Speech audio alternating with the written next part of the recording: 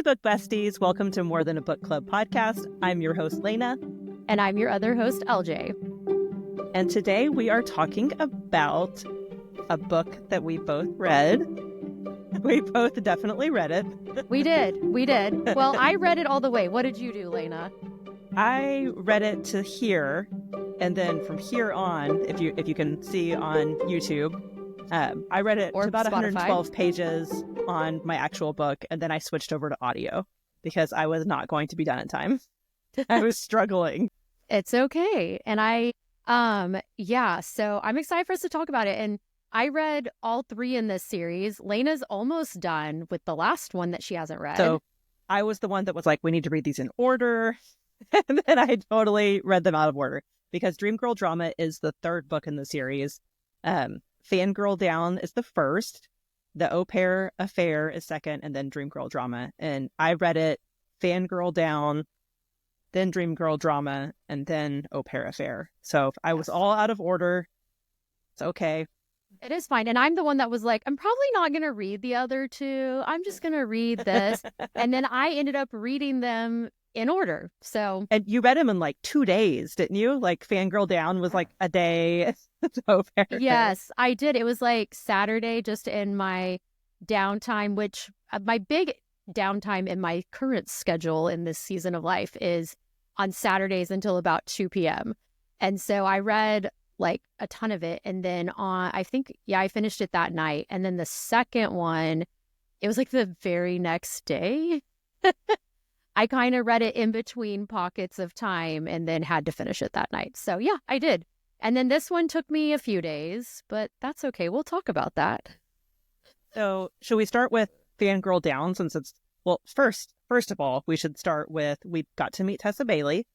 We had our picture taken with her. We went and got the book. It was at a Barnes & Noble. They had a book event. If you've never been to a book event, they're fun. I think we talked about it last podcast episode. Even if you're just getting a quick picture or just picking up the signed copy, they're just fun to go and meet and talk with the authors, even if it's briefly. So let's start first with Fangirl Down, which was not our official book for book club, but we just threw it on like bonus reads. That's what we're doing here. Yeah. And I'm glad we threw these on as bonus reads because I liked Fangirl Down. I thought it was really well done. Mm-hmm. I liked the characters. I liked their development. So the main character is Josephine Doyle and Wells Whitaker. And Wells Whitaker is a professional golfer, and Josephine Doyle is this, she owns a golf store, but she's like a super fan. Yeah. Is it even a golf course, like a public golf course, or did I dream that? I think she has the pro shop outside at the golf course. Yeah. Gotcha. Okay. So it's on a course, but she doesn't own the course. She just has the store. That makes more sense because they didn't even talk about it, and that would have been a even bigger undertaking.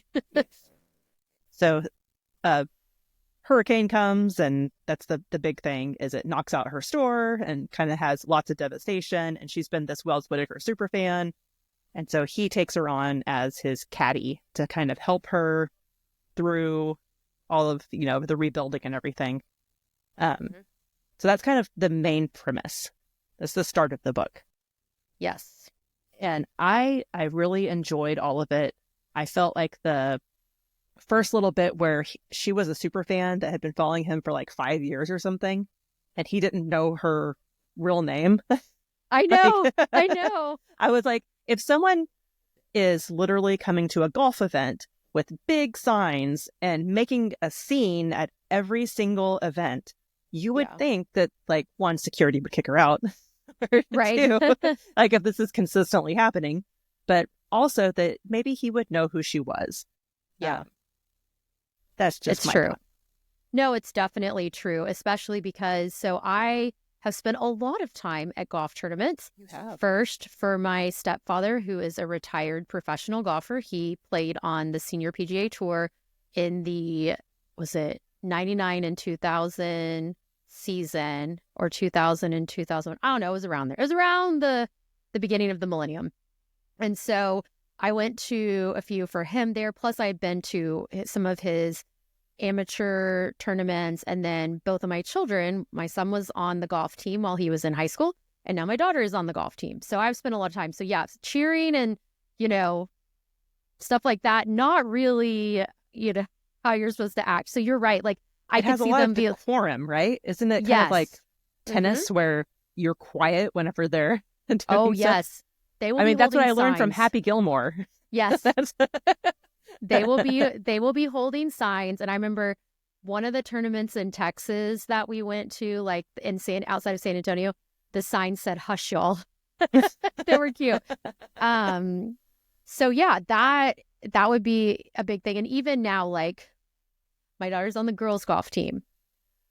Like a week ago, her coach had to send out an email to parents reminding us to remind our girls about appropriate golf attire. Apparently, some of them are, well, even when we went to a tournament, my son was with me and he was like, that girl's shorts are way too short.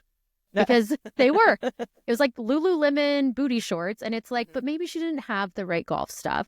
And then also, like, they brought up, I guess some of the girls were wearing their Uggs on the golf course.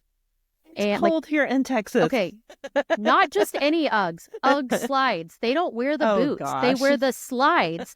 And you definitely are not supposed to wear slides on the golf course. So yeah. So it is still, as much as like I am very much like, let the girls wear whatever they want. Like dress codes are sexist and all that. I understand. Like it's for everyone. Like even men are expected to dress a certain way at the golf course. And I find it funny because only one of my kids has ever been dress coded at school. And it was my son for his shorts being too short. It's just, I love that it was him and, not your daughter, because I feel like, Kaylee, I think, has only gotten dress coded once. But she wears stuff all the time that I'm like, don't call me. Like, don't call me. So take a backup outfit. Yeah, take a backup outfit. Of course, their golf outfits don't work because then again, they're all wearing shorty shorts. So it's like, no. But anyway, yeah, it was interesting. I know my golf a little bit, maybe not as much as, most, but I was definitely around the golf course, and my most common screen name and my first Gmail account were LJ Golf Gal. So just so you know. Golf gal. The golf gal. And I thought I was going to marry Sergio Garcia from Spain. And I just want to say, the first day of the Byron Nelson, the year that he won, he was walking to the first tee box and I said, "Buena suerte." And he said, "Gracias." And he won the freaking tournament. It's all because of you. I was going to say, is that why you became a Spanish teacher? So you would know how to talk to him? I mean, I was not already in college as a Spanish major. I had to change everything because of him. Yeah, I think that was my junior year, or maybe right before, it was not my senior year, I don't think. I think it was my junior year, but either way. And when I met my ex-husband, when it got serious really fast, my mom was like, "But I thought you wanted to marry Sergio Garcia." I mean, it was a funny argument against like rushing into things. I like that she went for the stars. Yes, a celebrity, like a very famous golfer who had won the Byron Nelson. I'm like, "Mom, like, Claudia, what you thinking?" So anyway. All right. So back to the book. Like, what did you think of the book? So other than the golf part of it. Okay. So I really enjoyed it. I thought it was so cute. You had started reading it, obviously, because you were planning to read all three. And then you were telling me how cute it was. So then I'm like, well, maybe I need to read it. And I really enjoyed it. I loved their banter. I think that Tessa Bailey can write tension so well. And I mean, these books always have like the third act breakup or something. But thankfully, we weren't tortured for all that long, as we were tortured a lot in a different book that we'll talk about. These are spicy books. Yeah. So all three of these are spicy. So if you are someone who does not like open door spiciness in your sex scenes and romances, this book is not for you. None of these books are for you. No. Or you can, I mean, there's not that many scenes. Yeah. You can like, and in all honesty, I don't always like what authors like to put in their books, and that also goes with these. I have a couple of complaints about the scenes, and these things were repeated in at least 2 of the books. Well, one of them was in all 3, and I'm like, no. And then the other one was in 2, and I just am like, I can't. But you can skip through them. So like, I just kind of like, no. But I loved her tension. She does so well, where you're like, just like, oh, I'm with you. I have the crush too. And I love that about a romance. So I think what also was good is I really liked the characters. I liked all the characters. Yes. They weren't, no one was really annoying, and you're talking about adorable. Just Fangirl Down? Just Fangirl Down. Okay. Yeah. I'm like, no one was annoying in that one. No one was, yeah, I know. And Fangirl Down, I loved all the characters. I thought it was adorable that he became buddies with her dad. Like, yes. I thought that was and such calling a cute and FaceTiming and yes. I thought that was so sweet. And, you know, even when they weren't together, him doing that for them. And it was. Anyway, but yeah. Okay, what about you? What else did you think about this one? I thought that they did a really good job of just creating characters that I felt were real. Because sometimes romance books, I think we've talked about this, where they don't write a strong female character. And I felt like she was a strong female character who was going to get things done one way or the other. And another thing that we have to mention about this is that she's a type 1 diabetic. Yes, I forgot. How did I forget? I'm the type 1 diabetic, and I just forgot that. And I think that might have been what sold you on this one, because I was like, oh my gosh, she's a type 1 diabetic, and it's golf and it's fun. And just the way that she wanted to manage her own diabetes and wanted to be in control of things, and didn't want to have, because I mean, I know people that have kids with type 1 diabetes, and it can be really difficult to control. And part of what she had growing up was her parents wanted to control everything and to keep her safe and not let her do kind of crazy things. And so she was trying to manage to control all this on her own and kind of let go of some of that, and didn't want anyone to control her or be too overly worried. And I'm sure you've had that in your life where... Yes. And so here's what I do want to say, because I mean, okay, I've been a type 1 diabetic since the 80s. I was 5. I don't remember life before having diabetes. And in a way, I'm really glad that I grew up during the 80s and 90s, because there were a lot of people that did not understand diabetes. I feel like nowadays people are much more informed. We're seeing more cases of it. We could go into the reasons behind that. There's so many theories, but a lot of them seem to be that people, you could be tested. There is like there's a gene. It doesn't mean it will be triggered, but we believe mine was triggered by illness. And even with that, like, it is hereditary. Like, the gene is hereditary. I was the first ever in my family. I now have 2 female cousins who also have it. And, you know, so I'm not very sensitive to people saying ignorant things about diabetes. I was when I was younger, but it's like I got over all that probably by the time I was 20. A lot of type 1 diabetics are very easily offended about stupid comments. Like, I think one of the more recent years, the cinnamon will cure our diabetes, or, you know, stuff like that. And I wish, dude, I love cinnamon. Even if I didn't, I would eat all the cinnamon in the world to be cured. And whenever I finish a book, I go start looking through the reviews of my friends that are on there. And there was one that, I mean, this girl like eviscerated. And I do not think that this was from a type 1 diabetic's perspective, but she felt it was horrible representation. It was downplaying everything with her diabetes, blah, blah, blah, blah, blah. Here's what I'm going to tell you. Diabetes affects everyone differently. Like, in that she was allowing him to follow her. Guess what? I have never allowed anyone to follow me on there, but I'm also older.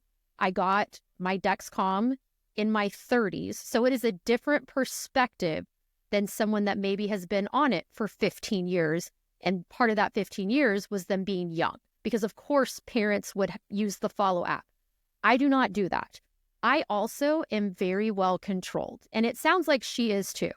So a lot of times I'm not the person that is like, I've only been in the hospital for diabetes issues twice. Once was in the 80s, well, 3 times. Once when I was diagnosed in the 80s.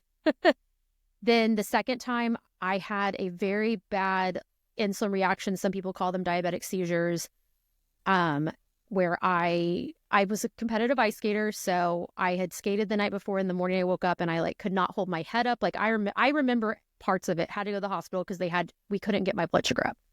The second time that I was in the hospital for diabetes, I actually already knew Leyna. This was in like 2019, I believe. And I had an issue with, and some of this terminology is not going to make sense. I do use an insulin pump. She used insulin shots in this book.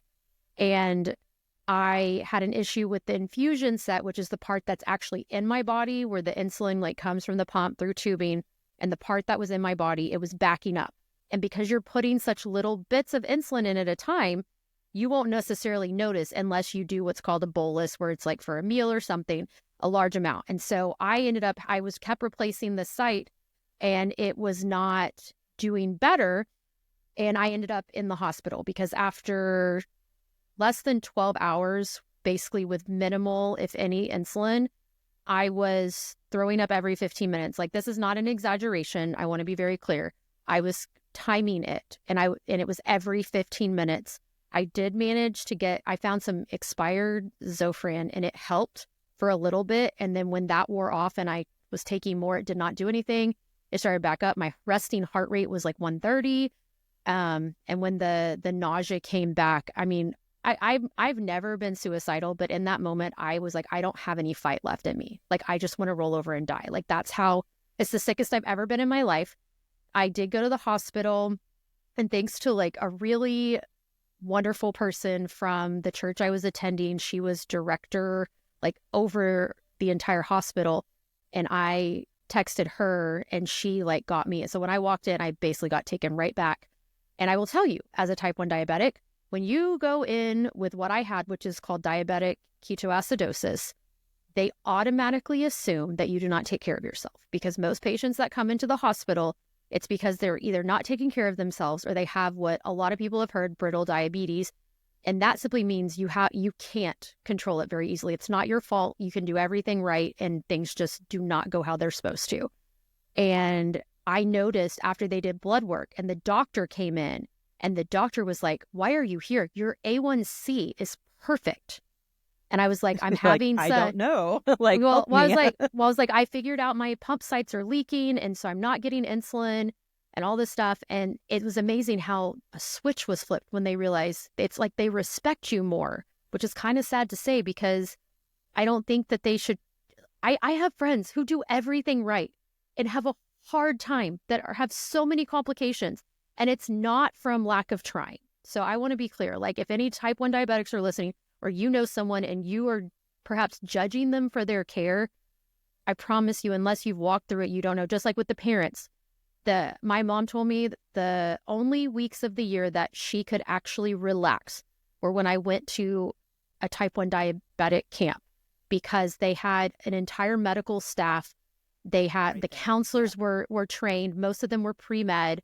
And it's still there. Camp Sweeney, shout out. You should give donations to there. It's fabulous. I had scholarships sometimes to go. It's very expensive. My mom was a single mom, and she could sleep because she knew they were coming. They were checking, like coming and checking our pulse, making sure we're okay, like throughout the night and throughout the day. So anyway, so back to this, I felt like, which I think Leyna can attest to this too, I don't make my type 1 diabetes the most important thing about myself. I don't mean that in treatment, but I mean, like, it's not like I'm LJ, I'm the type 1 diabetic, I must do all these things, I must draw all your attention. I just try to be normal. And I think part of that is because I was so shy as a child and there was so much attention on me for it that I adapted. And whenever you're injecting, we have a friend that didn't get diagnosed till he was older, and he has to, we used to call it shooting up. He has to go shoot up for it. But it's, I would think, a little bit embarrassing, especially as a kid. You're pulling up your shirt and injecting yourself. So before you had a pump, that would be a way different thing. Now you can just do it on your phone, right? I can do it on my phone. Yeah. My phone can, it can control work as a remote. Unit. Yeah. And that's really cool. And I will tell you, like, I mean, there have been people when I used to do shots that would be like, you have to go in the other room. Like, I can't watch this. Like, I'll be sick. And I'm like, okay. And I've been told over and over from people, like, they don't mean it. Like, I'm not offended by this at all. They're like, I could never do that. And it's like, yeah, you think that until if Then it's you a matter learn of to live with it. Yeah. if it's a matter of survival, you would. It might be a hard adjustment, but you can do it. And I say that because I know that there are more and more adults being diagnosed, and they call it LADA, or I don't know what, but it's late. I don't know. It's late something diabetes. I don't know. I don't remember what it stands for. It's not juvenile diabetes, but it is juvenile diabetes. You're just an adult getting diabetes. Me and my husband's friend that was diagnosed, he was, I think, 19. And then my stepsister, on my dad's side, one of them was diagnosed at like 19, 20. They were all in college. That's so hard. And I was like, that would be really hard. But anyway. No, it would sounds be. Like Josephine was diagnosed as a kid. She kind of grew up with it. Mm-hmm. Same as you. Yes. And being an only child too. Yeah. And yes, Added pressure. My mom like controlled it so much. And it was actually harder for me to take over because I trusted her so much. And it did help as the advancement in insulin type. So like what I used to take, which I've had so many people send me things. Oh my gosh, did you know you can get insulin for $25 at Walmart? You don't need a prescription. Yes, I do know that. I also know that that's one of I don't know if they sell both of them, but the R, which is regular insulin, that combined with NPH is what we took in the 80s and early 90s. And it's the type where you would take the amount you needed, you would eat then, but then also like 3 hours later, it would like peak. And so you'd have to eat a snack. So if you ever had people that had to eat snacks at certain times, it was because of that. Well, no one uses that anymore. Like I would not begin to know how to switch to that, to dose to that. Whereas if I were like, there's other long acting ones where you take one shot for 24 hours and then you have the shorter acting, which is what's in my pump throughout the day. So if I've had it where my pump has failed before, a different one. And I had to do long-acting insulin for a couple of days, but that's easy for them to dose that because then you're just basically they're filling in what you already have as your background. The basal is what they call it. And then we just take Humalog for when we're eating, which is the short-acting. But I will say, going back to the book with her, I think it was represented well. I know people, it doesn't surprise me. Some adults want someone to follow them, and maybe I should, but it's not really been an issue for me. But I think it was very well represented. Most of my diabetic friends don't make this their entire personality either. I think it was very well represented. And I think it was a trust thing with her being able to let him follow. Yes. So he follows her blood sugars. So it sends an alert whenever her blood sugars are low and or high, I guess, too, probably. Yes, both, yeah. So he's able to see what's going on so that he can take care of her if needed. And I thought it was sweet because he was doing it, like, at one point he calls her dad. I think that's the first time that he calls them, is to find out more about her diabetes, just so that he can help if something does happen, so that he knows what to do. Yes. And I thought that was like, hey, that's a really nice thing to do so that she's not inundated with like people feeling like you're being overbearing, like, oh, I want to take care of you all the time. But it's like, hey, when our friend comes to visit, we always keep a Snickers bar and some orange juice because if he gets low, he needs to take it. But yeah, so I thought that was really sweet that he did that. And I will say that their romance, because it had the dynamic where he was technically her boss. Yes.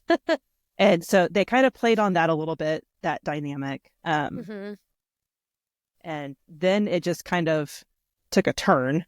So it kind of felt like that the romance turn happened kind of quick. It did. It really did. And I was kind of there wasn't much resistance. Correct. It was one of those things where I think she bet him, like, if you hit this, then I'll send you a sexy picture or something like that. Yeah. And so it turned really quickly into risque business. It did. A risque business. I like that. Forget risky business. Risque business. when it's your boss and you're his caddy on Yep. the golf course. Yeah, so I thought that it went well. I don't necessarily know if I liked the power dynamic a little bit because Yeah, and some of the other books had that as well. they did. And This whole series almost had like has weird a power dynamics. And Yeah. I think that maybe she was trying to do that because I read other of her books and they're not like that. Yeah. But this seems to be kind of more the alpha male.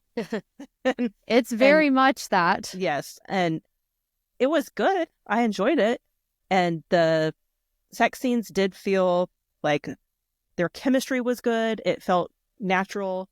Yeah. Although I think you have it here in your notes that you weren't a fan.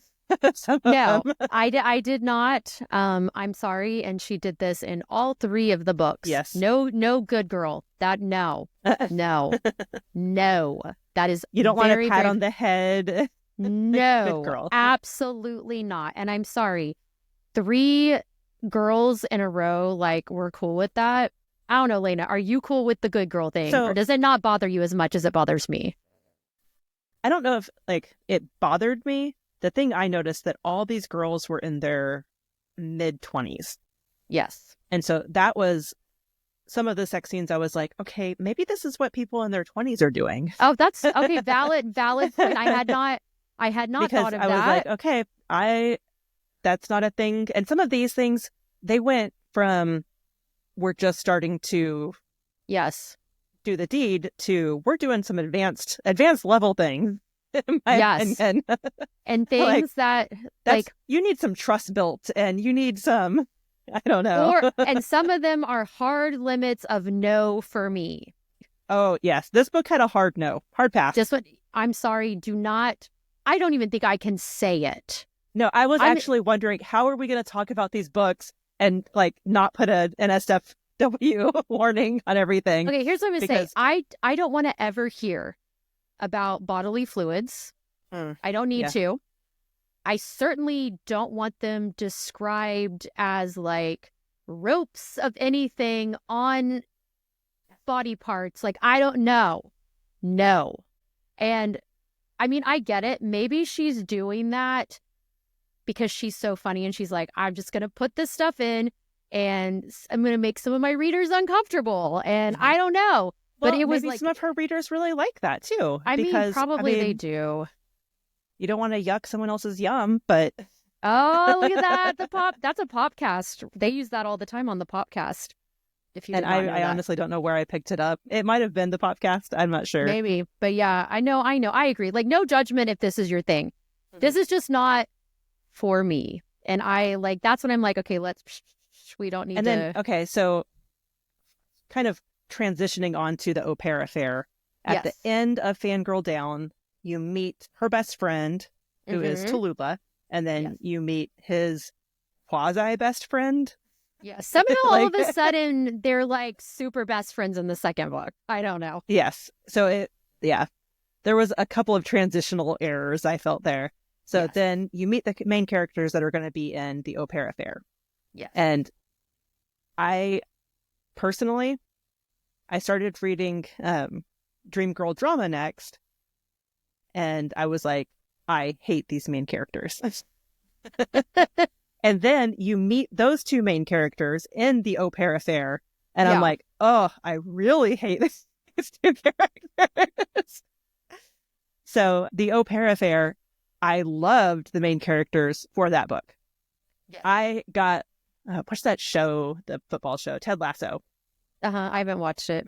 Burgess felt like, because he's the main male character, he felt like Roy from Ted Lasso, which he's just this like gruff, says the F word every 5 seconds, but he's like a real like squishy guy underneath all the rough exterior.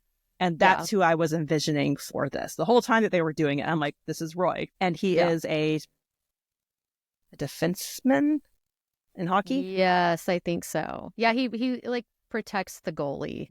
I also loved them. I will say, I think I like the whole nanny boss thing. And I say this because when we talked about Christmas books, one of my favorite Christmas books by Jenny Hale is like the same kind of storyline where it's her last nannying job and she's going to take care of these kids, and she ends up, helping even the father find the spirit of Christmas. And those are very sweet. Like, that's a closed door book.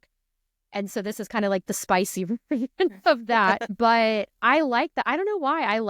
I did like that. I also apparently really like scenes where a girl has to be like, just go with us, and then they kiss the guy. Like, like I kind of like the that fake where dating, quick Insta romance. Yeah. Yeah, like I like that. And then where it's like, whoa, this is a good kiss. Like, maybe I want to keep kissing this person. I like that. I like that kind of thing, especially because when it's initiated by the woman and it just, I like that. At first when she was trying to quit before she even started, and then we started to hear about her trauma, it was very interesting. Like, I mean, I get it. It's like she met him. He was really handsome. She met him in the first book. And then it's like the reality of, oh, he is a hockey player. Hockey players are violent. And he's this big, gruff man. I can understand why that would have her rethinking her life choices. Some hesitation, especially because the story is that she had some trauma and then she kind of ran away and went to like remote places. She was in Antarctica watching penguins, like doing research. Yeah. So she has literally removed herself from society, which I thought was interesting because he has kind of removed himself from society. Yep. Because he's gone through a divorce, he's a single dad, he's trying to navigate all this stuff, and he's not doing very well. And he's lost some of his confidence. The one thing I will say is that they made it out like he was so much older. I know. Oh, he's 37 and she's only 26. And then I started to think about it. I'm like, I was probably 35, 36 when I started to feel a little bit older. It's true. And when you have a job that's very physical, I imagine, and you're with 18 to 20-year-olds and you're literally twice as old as them, I'm sure that shows itself. Like, you feel that. For sure. Yeah, I'm so sure. I can see that. And different priorities as well. Because at 37, I did not want to go out clubbing. No. There's a scene where they go out, or she goes out clubbing with her grad school friends. And I'm just like, yeah, I would want no part of that. I'm not about that life. The only club I want to go to is book club. Yeah. I mean, I'll be honest. Like, if I have that third glass of wine, then all of a sudden I don't want anyone to leave. But not. I think by 11, I'd be like, okay, bye. I'm gonna go to sleep now. But yeah, I just can't imagine going out and stayed out till like 2 a.m. I would go home and be so stressed because my body is still going to wake me up by like 8. That's not enough sleep. But I do have my sleep mask now, so maybe not. That did help me to sleep till 9 a.m. last weekend.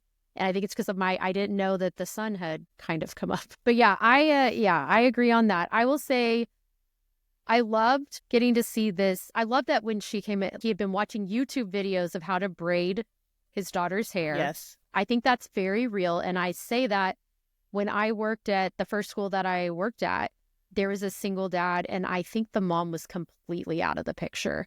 And he would bring his girls up to school sometimes, and they were really young. And I remember my students all had a crush on him. And they're like, oh my gosh, have you seen him with his daughters? He braids their hair. So cute. And I'm like, by the way, you are 14, 15. He is not interested in you. And if he is, we have a major problem. But I think that after a couple of years, I think he's married now and stuff. But just seeing that, and when they have to figure out how to take care of girls, dude, I can barely do I a still French can't braid. French braid. I can't do it. I can do one, but it's going to look terrible. Like, it's not going to look good.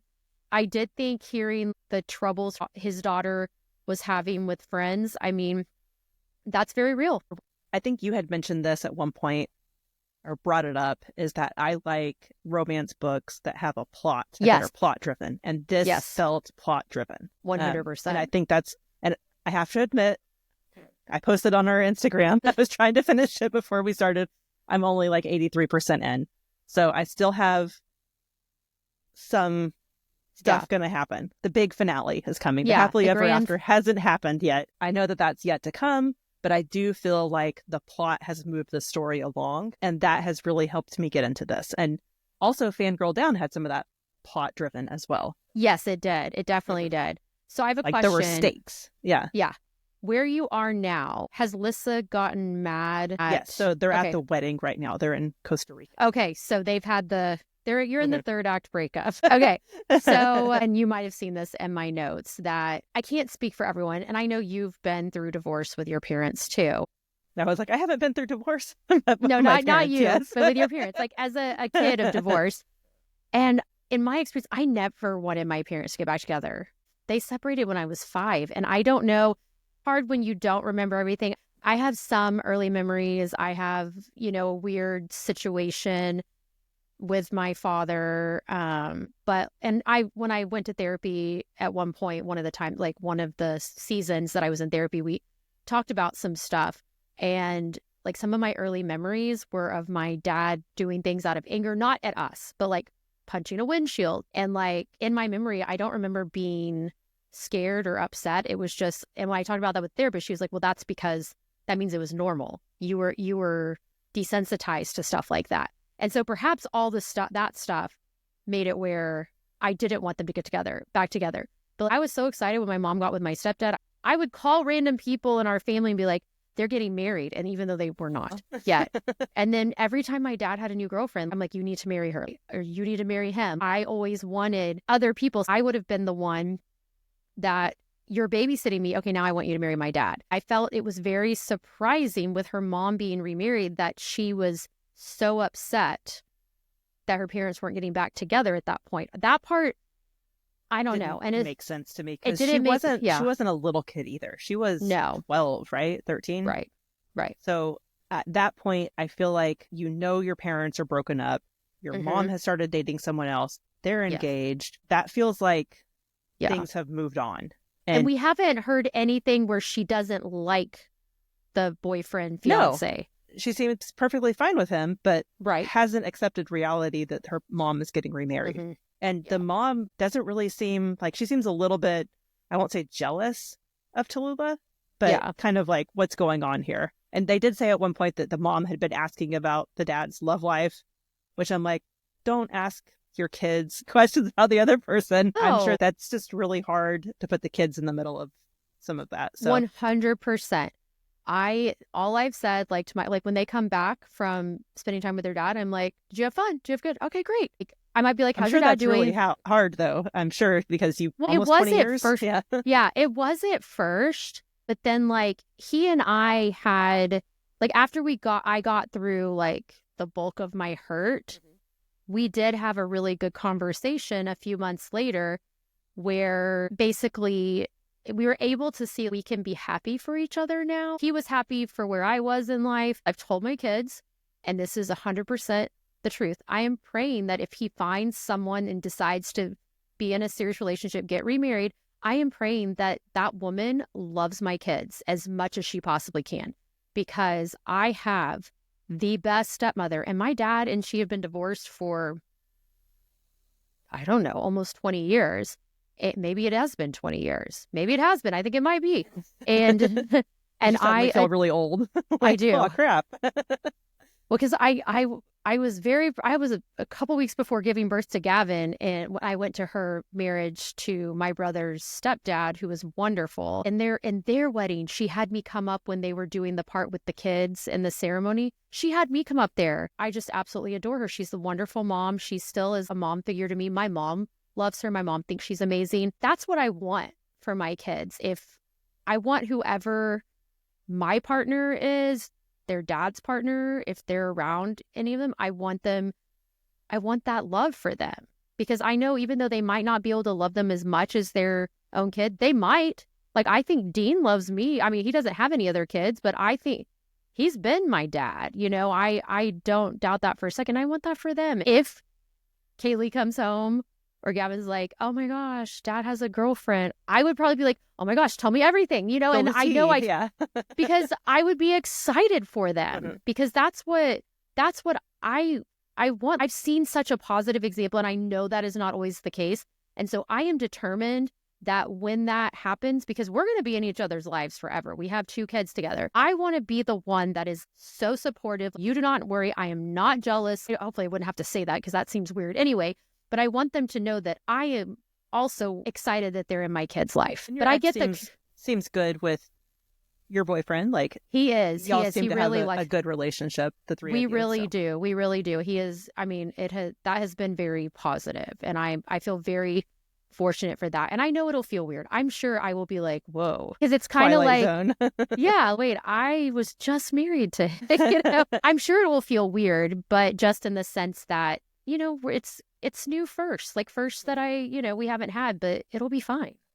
So, and I also think when talking about the book, you have Burgess, and this is his real first girlfriend or anything after his ex, is what it felt like anyway. Maybe I yes, no, I think you're right.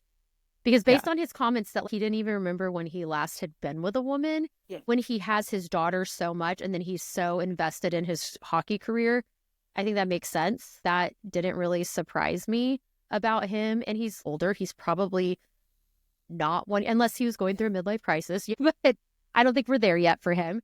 And hopefully he does not. All he does is like a really fancy hockey stick or something. I'm excited to go read the last little bit of this, because I want to see them have their happy ever after. I want to see them as a family. And you do kind of see that going into the third book of Dream Girl Drama. We did talk about the au pair affair introduces Chloe Clifford and Sig Gauthier. Sure, however you want to say it. Just say it with confidence and we'll agree with it. Sig and Chloe. Sig and Chloe, there we go. Introduced to them in the au pair affair. And I know I have major issues with this. One thing though we have to talk about in the au pair affair that I was like, no, he hasn't been with a woman in forever. I think they've kissed at this point. But he's like, I'm gonna spit on you. Right? Yes, absolutely not. Where did this come from? Like, what? I did not know that this was a thing. I did not know this was a thing, like, at all. And I was like, did I read that right? Yeah. And then it makes them super into the moment, apparently, whenever. Yeah. That is not a thing that. I do not like saliva. Like, no. I do not like saliva. No. I don't want to see it anywhere. Keep it in your mouth. Keep it in your mouth. You can share saliva. I don't want to see it anywhere. Yes. I don't want it touching me. No, like I'm just picturing like a loogie, and I know it's not what it was, but that's what I was picturing the whole time. No, that's what I was picturing. I was like, okay, so you haven't been with a person in a long time, and that's a new relationship, and that's the first thing you're gonna say to her, and she's your employee at the time. Well, I guess care of your daughter. Like, I guess he had to make sure she was into it before he invested anymore. I don't know. I know. And I mean, let's just be honest. Realistically, funny how they all get together and everything goes perfect from the beginning with that. Okay, so back to Dream Girl Drama. The one that is our official book. Actual book pick. Our actual book pick that we did both finish. And this is another hockey one. Sig is a few years younger. Is he like 30 probably? 29? I think he was like 29 and Chloe was again like 26, 27. Yeah. And so he and Burgess are, yes, I was losing names. I should shut up. I just kept wanting to call him Burger the whole time. Oh my gosh. Yeah. Sir Savage, we could say. Sir Savage, yeah. Okay. So he's his good buddy. That's why they call him Sir Savage, because nobody can pronounce his first name. I mean, right. So they are buddies, and we see him and Chloe throughout the second book where he shows up and is very protective of her. And we know even in the first one that there's some weird chemistry between them, but then they're like, oh, they're about to be step siblings. It was an interesting dynamic, but I was intrigued by that until we got into this book, because I feel like I liked them less when I actually got to know them than how they were. And since I had read Dream Girl Drama first, I was like, okay, is this coloring my perspective of them? And book two, because, I just hate them even more. And I don't know if I would call it protectiveness. I think I would call this straight up abuse. Okay, yes, I know. I did not feel like this was a safe relationship for her. I mean, yeah, he was like you're going to be with no one else. And delete people from your phone. He was isolating her. I know. No, this is not okay. No. Like, what I will say about this one was an impossible situation. And it was a different kind of tension. It was like, no, they can't be together. But I don't mind. Pure lust. All of this was pure lust. Like, there was no plot other than I want to bonk your brains out. That can't was it. Because our parents are getting married. Like, that was the whole plot. There was nothing else. That was it. And how, oh my gosh, if anyone finds out publicly, the amount of times they looked over their shoulder and tried to see if anybody was watching, I was like, I'm so done with this storyline. Yeah. Like, and they're the way other people are like, well, if anyone finds out, this is going to ruin your hockey career. This is going to ruin your chances to be a harpist and all this stuff. Yeah, she's like a harp prodigy is what and she plays harp naked. That's her favorite thing. I'm like, I just don't know. Maybe I don't know anything about the harp, but I don't know if that's like a thing. I don't know either. I don't know. And I will say, let's be honest. The best character in this entire book was the woman who she was going to harp stuff with. The mean lady. The one that's like the trainer. Like that is like first chair in the Boston Symphony Orchestra. Yep. She was the best. She and the dog were the best characters in this book. Like, hands down. Oh, and the orgasm donors. Yes, I did not mind them as much in this one. They drove were not me crazy. As bad. So they're the rookies in the Au Pair Affair, and they're still rookies in Dreamgirl drama. But it reminded me, what is that show? No, I'm not going to be able to remember it. It's a Canadian show, and they have hockey. No idea whatsoever. I don't know. You'll have to look it up. But hockey show. But yeah, they have these twin sweatshirts that they got that say orgasm donors, and they wear them. And you see a little bit of Burgess coming around to them in the Au Pair Affair, kind of in a mentorship. Not that bad. Yeah, they're not that bad. And spoiler alert, one of them is the star in the 4th book that's coming out, I believe, in July. And I just looked up the show I was thinking of. It's Letterkenny. If anybody has watched Letterkenny, it's a very funny show. It's Canadian. There's some hockey players. There's some farm people. There's some hicks. And there's these weird drug addicts people. Anyway, it's a weird show, but it's very funny. The hockey players reminded me of the rookies. So they have 2 hockey players that are just all about ridiculous, getting girls and shooting pucks, and it fit very well. Nice. So then it kind of made me think that maybe Tessa Bailey had watched Ted Lasso and gotten Burgess's Sir Savage character from that. And then she had watched Letterkenny and gotten the rookies' characters from that. I mean, maybe. That's so funny. And in my opinion, this book, so they meet because his car broke down and she's at the country club that he kind of runs into to get help to get his car towed. And she rescues him from getting thrown out. Then they immediately go to wanting to have sex together. Yep. It was immediate, like, oh, let's do this. But under the guise of love at first sight. Yes. And I don't care what you say. It wasn't love at first sight. It was lust at first sight. When he's saying he wants to F you, that's not love. If that's the only thing he's calling it, maybe think again. No. Yeah, no. But that's just my opinion.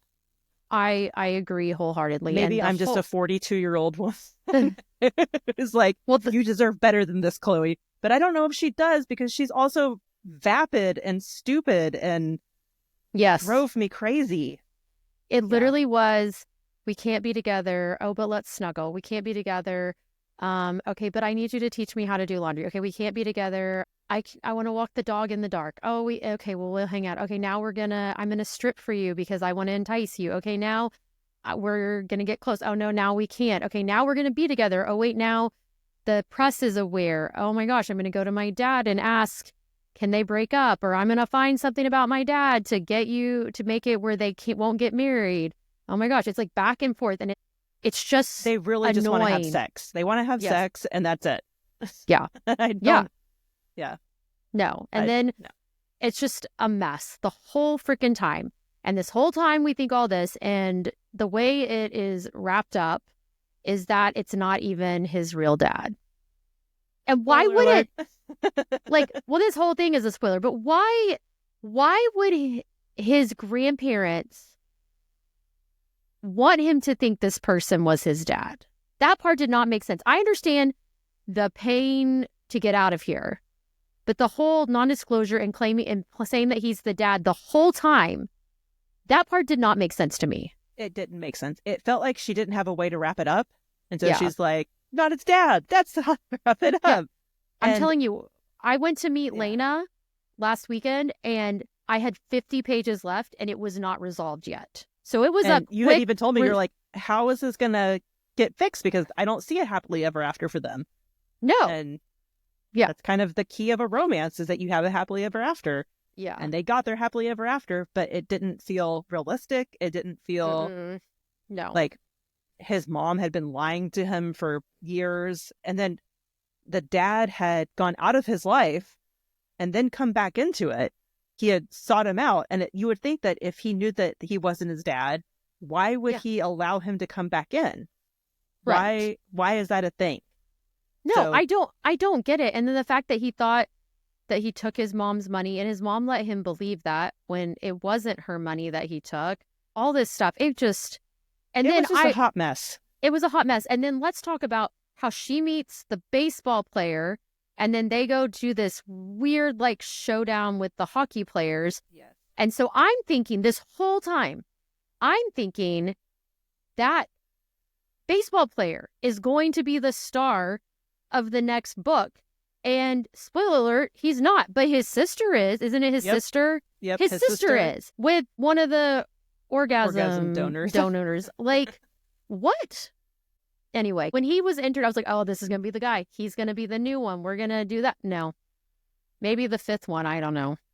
He seemed a little douchey though, so maybe He did. we don't want him. No, we don't want him. But yeah, so I'm like, it's just interesting. It started, the first book was a golf romance, and now it's like she switched and is like all in for hockey. And honestly, I would rather she had just kept going with the golf, because there are so many There's so many hockey ones. There are. Yeah, and I love them. Like, I want you to know, like, I love most of the hockey romances that I have read, but I think it would have been cool to have more golf. There is a market for that, I think. And she wrote it so cute. Even if you don't know golf or care about golf, you might a little bit. You might become like kind of like a Happy Gilmore fan, you know? Yeah, the characters in this one just drove me crazy. And Chloe, she went from being overprotected by her mother To being overprotected by him. overprotected by Sig, and then it was like, okay, there's no growth, there's no character growth, because they There made was this no big deal that character she's development. going out and being independent, but she wasn't. She relied on him for everything. She spent all of her rent money, and she bought $700 worth of eye serum. Yeah. And I'm like, that's not a real thing. And then she was like, Sig will figure it out. He always does.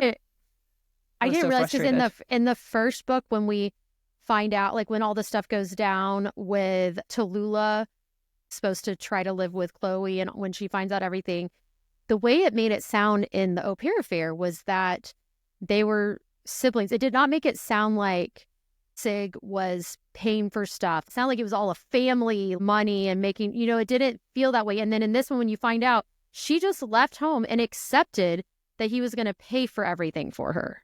Yes. She knew her family was not paying.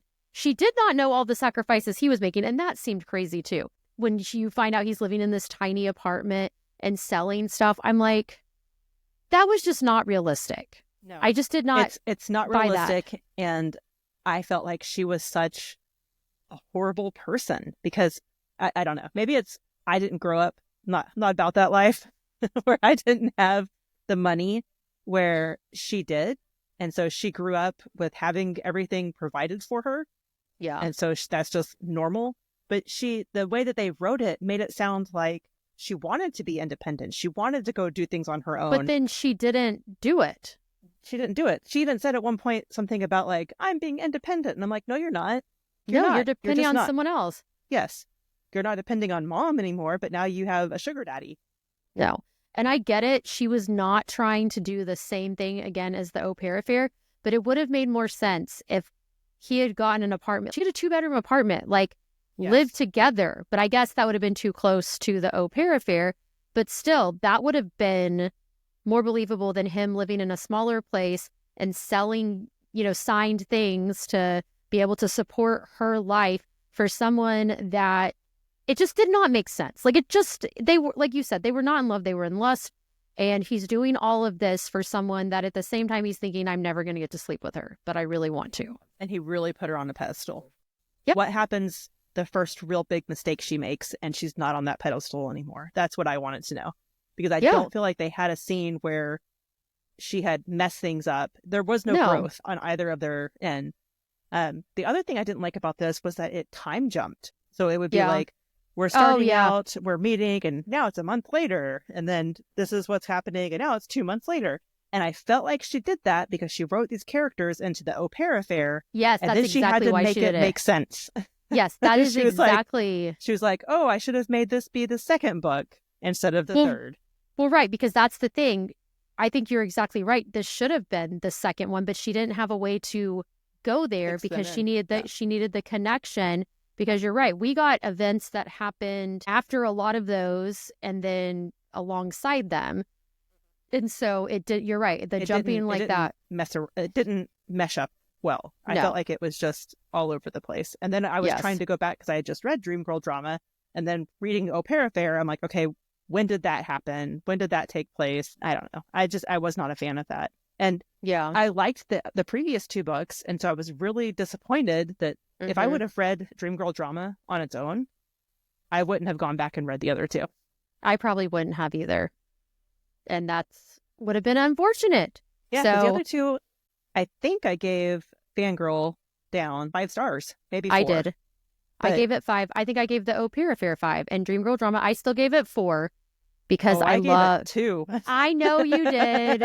I know. I gave it 4. Okay, here's a couple of reasons why. Yes, there was another good girl, but the adult scenes were not as crazy as the first 2 books. So I was like, props to you. And then there was no like ropes of anything. So that was good. And I love Tessa. You got 1 star for no ropes. Yeah. And then I love Tessa Bailey. There are just some authors that I'm like, I love you, so I just have to rate you higher. But which is kind of funny because, I was just talking about the Stephanie Plum, Janet Ivanovich books, and I give all of them 3 stars, and I absolutely love her and love them, but I don't know. I'm a mess. There are a couple of those, though. I'm just like 5 stars because of Ranger. But that's a whole other story. So anyway. I think that you can have a book by an author that you really love that just sucks. Missed the mark. And it gets that 2 star. And I'm okay with that. And I would think as a writer, and she's hugely successful. Oh, she has a large backlist, has a new book coming out. I think you said July. She's cranking them out. This one just fell flat for me. And I don't think that means that I'm not a fan of Tessa Bailey. Because I enjoy her other books. And there was even like TJ Klune. I read several of his books, loved them. And then In the Lives of Puppets. Yes. And I read it and I was like, this is just not for me at all. Like I could barely get through it. And that's kind of how I felt with this book. Was it just, I wanted to DNF, but I'm like, well, we signed on to this one for our book club, so I better read it. And I even went, and that's why I bought the Audible book of it, because I was like, there's no way I'm going to get through this because I'm bored. I'm bored with it. I cannot imagine listening to this one either. Gosh, you probably wanted to beat your head against the windshield. And I was reading another book at the same time that was kind of mediocre. So I'm just done. Like you're just done. I want to move on from all of these and run away. Mm-hmm. Yeah, that's fair. That's fair. So that's why I gave it 2 stars. I really dislike Chloe Clifford and Sig. I think Chloe is just a spoiled little rich girl, and her character in the Au Pair Affair made her out even worse. When I read Dream Girl Drama, I was like, well, she's spoiled, but she's trying. But then some of the things she said in Au Pair Affair, Sig will solve it. Don't worry about it. She was kind of flippant about it. But see, that's why I read the Au Pair Affair first. And the way it came off, not knowing all the rest of the stuff, it sounded like maybe her mom and his dad were making him take care of her. I didn't have all this other background info. She seemed way better in the au pair affair. And then in this, when you get all the stuff, you're like, oh, you just went from your mom supporting you to this guy that you can't date, but you're okay with him like funding your lifestyle. Like that I did not care for it. I know. That's okay. I'm shocked you gave it 4 stars. I mean, I'm rethinking I'm not surprised. Yeah, I mean, I'm rethinking my life choices, but I don't know. You can go re-rate. I could, but let me peer pressure you. I'm committed. I'm going to keep it at 4 stars. Okay. So okay. Anyway, so yeah. So what did you finish that other book though this week? The one that so it was A Curious Beginning. Okay, I think it was by Deanna Rayburn. Okay, and it was almost 4 stars on Goodreads, and it's a whole series, and it's historical fiction. I thought I would like it. I don't know if it was just the mood I was in or what, but just could not get into it. Did you finish any others or no? I think that I did the Au Pair Affair, or I'm reading the Au Pair Affair, so I'll have that it's almost done. And I'm reading James, which is our book club book next month. Yep, but so you got to read along with us. My book club that I'm cheating on book club with is reading it this month. So you got to finish it. So I have to finish it by Tuesday. So that's my next one. And I'm reading Anne of Green Gables for our book club second pick. Which is just the sweetest. So it's very nice to have read all of these hot and heavy romance books and then be like, okay, now I'm going to read something childlike and just look at the childlike wonder of the world. And we won't talk about ropes or no, absolutely not, or anything disgusting. No. Okay, so it was since we last recorded. What did I finish? Okay, had I finished the poetry book last week or no? I think you had. Okay, so then Onyx Storm, I think had I finished that one or no? Maybe you had. I can't remember now. It feels so. We recorded last time. We're recording on the wrong Wednesday. Day. We're later.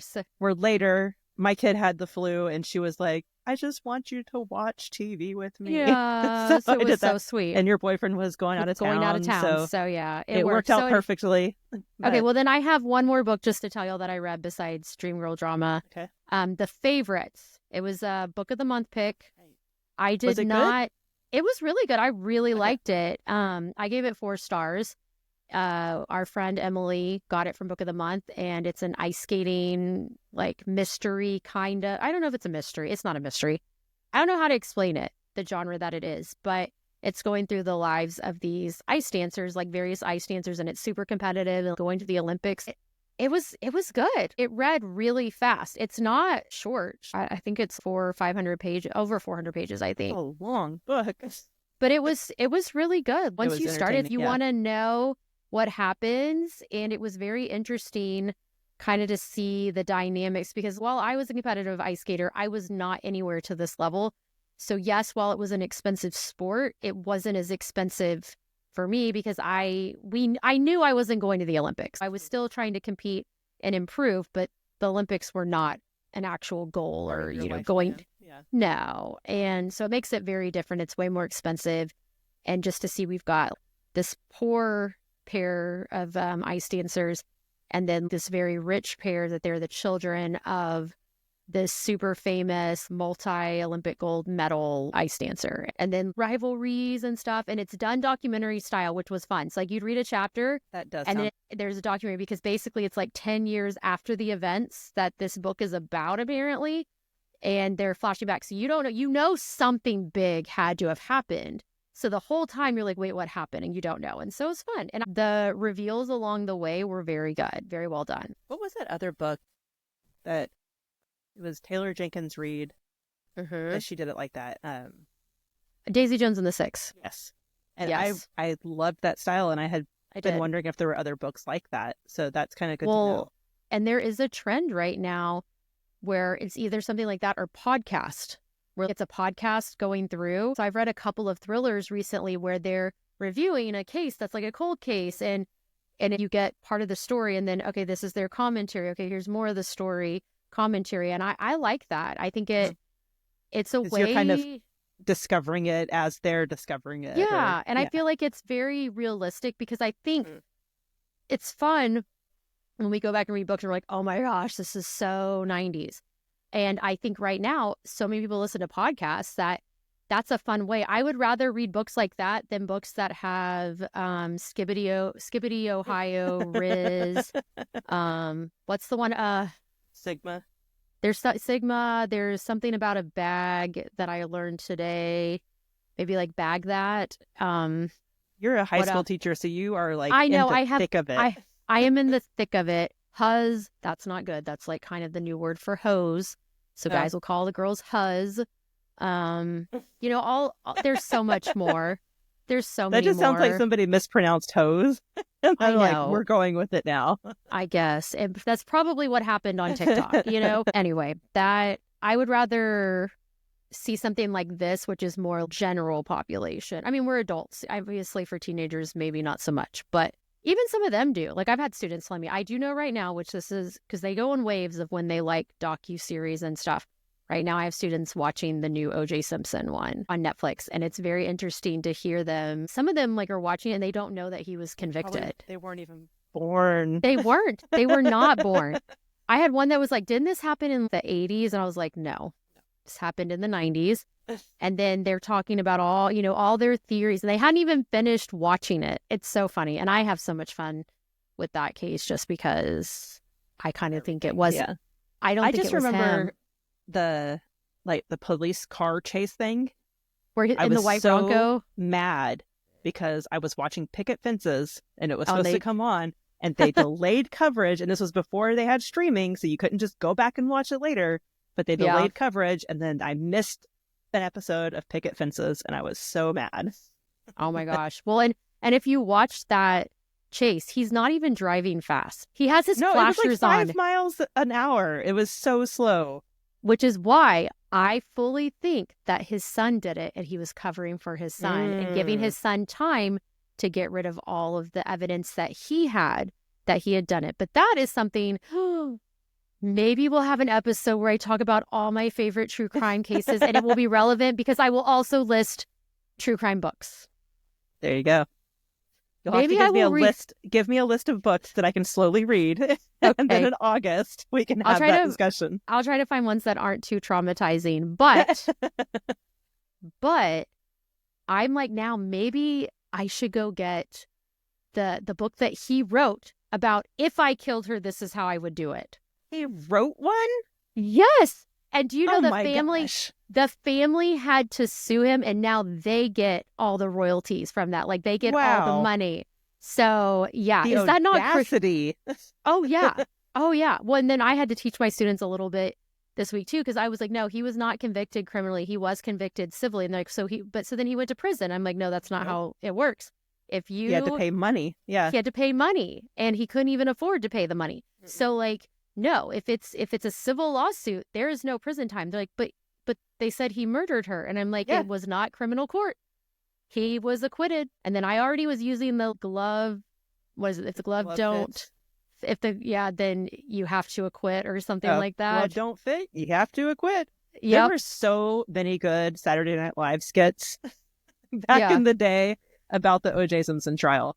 And that's mostly what I remember. Yeah. Well, then I love when he's like trying to put it on, but he's got like this thick. He's like, I can't, how do I put on a glove? And he had like, because they didn't want it messed up, he had like a plastic glove under it. And it's like, of course, no one, it's not going to fit. It's not going to fit. So. Yeah. Johnny Cochran, was that his lawyer? Or was that the prosecutor? I don't know. I just know that Robert Kardashian was one of his lawyers. Yes. And that Kris Kardashian, or Kris Jenner, she was really good friends with Nicole. And this was a really big deal for their family when this all went down. They were already divorced, she and Robert Kardashian, but that had been their friends. And so it was hard to have her ex-husband and father of her children defending him when she believes he killed her best friend. And what's bad about that case too, which is kind of, I guess we have the advantage of this, but all of the crime scene photos were leaked, including photos of her and Ron Golding or something like that. Yeah. You can find pictures of their dead bodies online. And I mean, yeah, it was bad.